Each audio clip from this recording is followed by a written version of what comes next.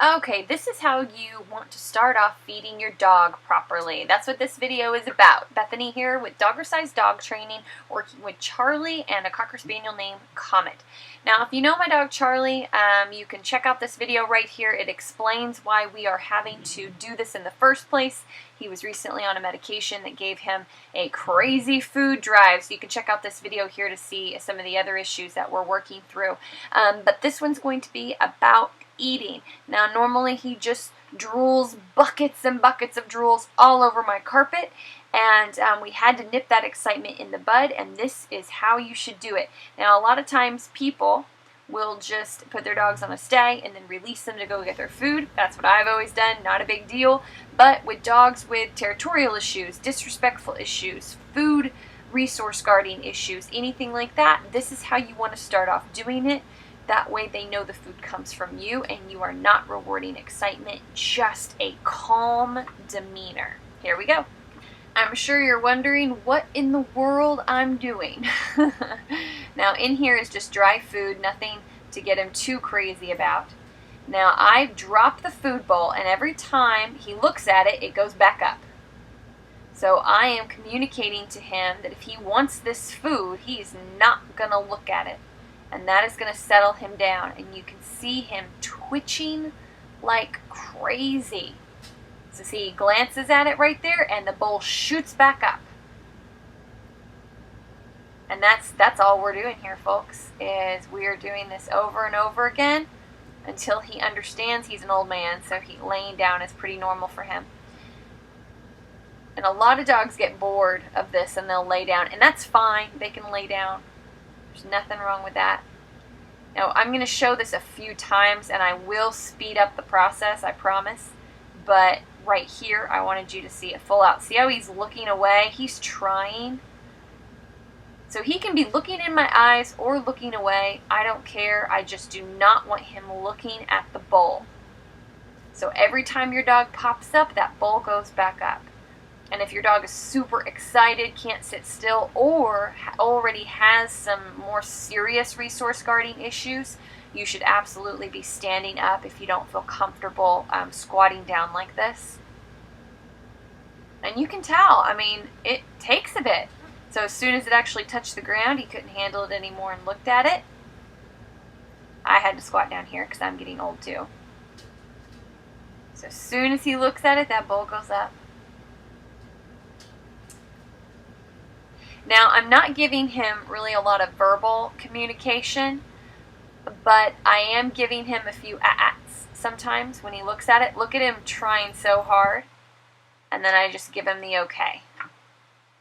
So here we are at a different angle, and see, he's already getting it. He's trying to look at me, he's trying to look away, and so as soon as he looks at it, the bowl goes up.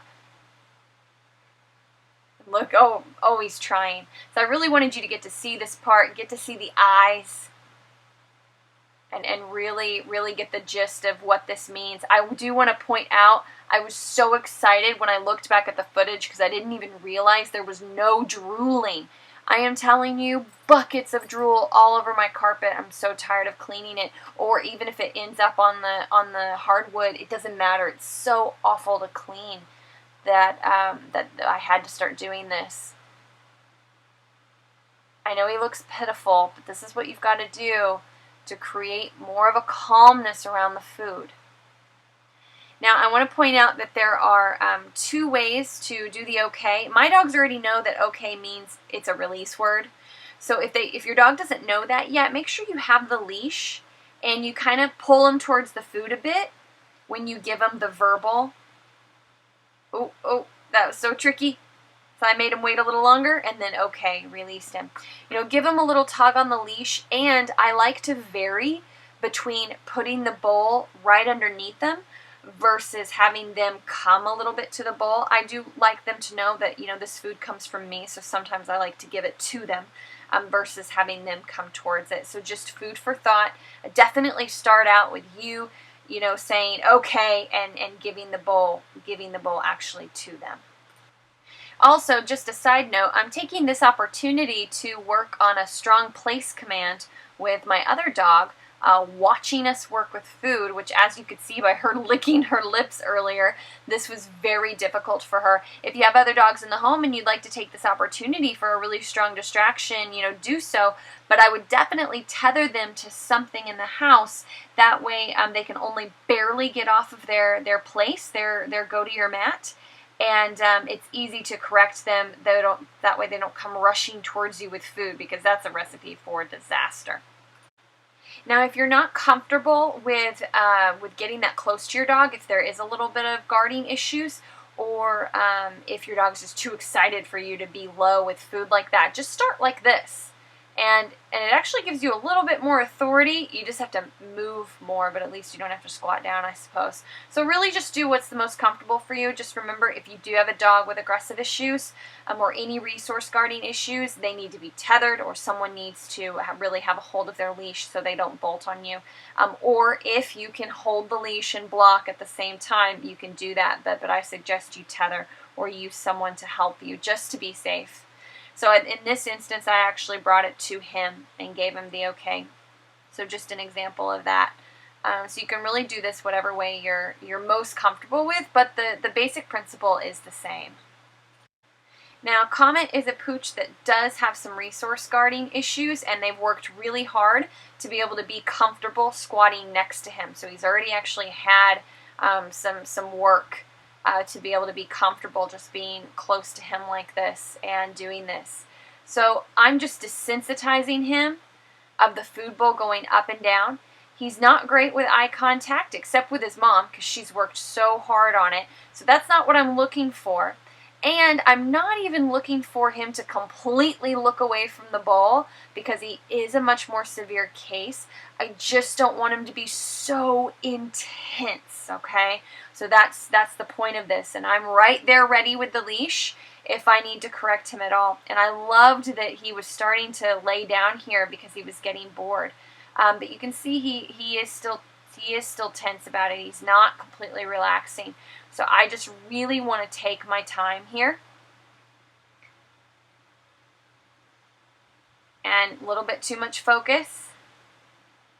And I'm just desensitizing him. I'm being boring. I'm making it boring. But I'm prepared with the leash in case I need to correct him.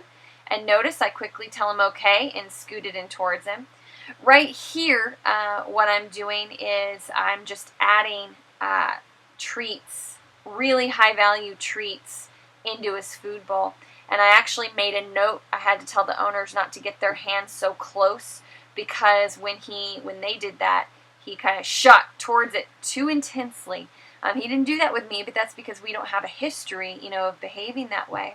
So this is kind of, if you're working with a dog that you think might be guarding it, showing, oh, there's a sign right there. See that subtle stiffness, that jumpiness?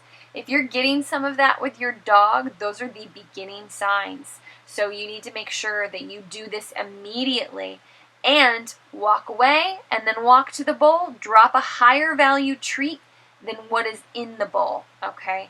So that's a little bit more advanced. I don't want to get too much into that because that really isn't the purpose of this video. It's really just about creating calm around the bowl, but there's a little tidbit if you're starting to see some of those hovering or stillness signs over your food bowl, that you definitely need to be doing this, and then also adding high value treats to the food itself.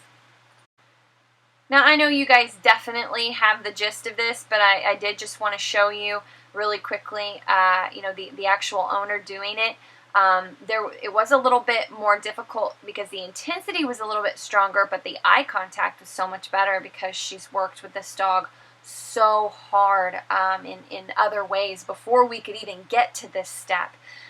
So you really just want them ignoring it.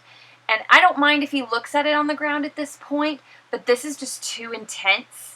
I want to at least get a little bit of a lighter response out of him. And then, after a few days of doing that, absolutely no looking at the bowl whatsoever. So when you have a more intense case, it is okay, to back off a little bit on that. You don't have to be quite so strict, because you would be out there for a half an hour when you're working with this kind of thing. So sometimes you just want to see a little bit of improvement before you give them the go-ahead.